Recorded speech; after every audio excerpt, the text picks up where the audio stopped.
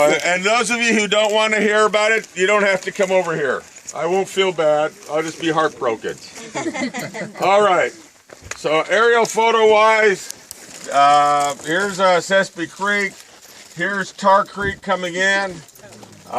We've come up this road, and right now we're parked probably about right here, and we're about ready to go and take off. And if you get a chance and you want to get in here and look closely, you can see how the roads loop around. They cross the creek here.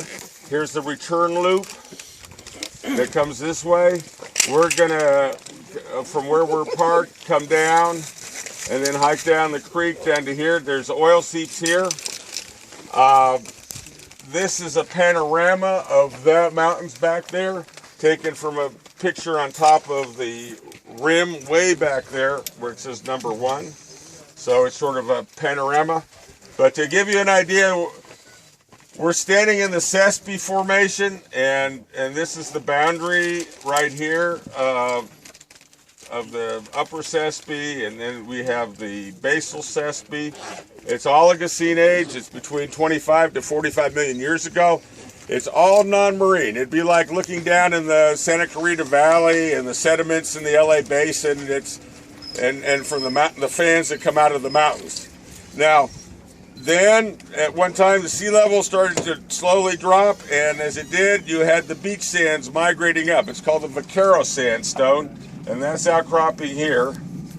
And then eventually, as the sea level continued to drop, we got into deeper water, and the mudstones deposit on that would be the Rincon Shale. And then finally we got into really deep water, and you've heard the term Monterey Shale they're talking about for fracking and oil.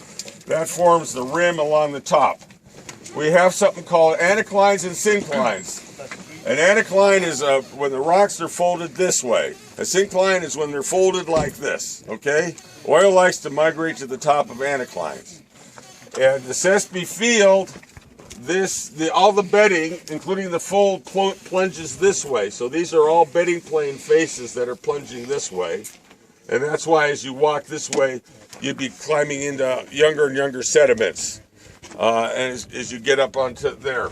So, the red beds of the Sespe is sort of our little version of Bryce or Red Rock Canyon or whatever, because they have a lot of iron in them, and so they oxidize. The iron oxide is called hematite or rust, and the mudstones are about 6% iron, so they're the maroon color. They're much more rusty.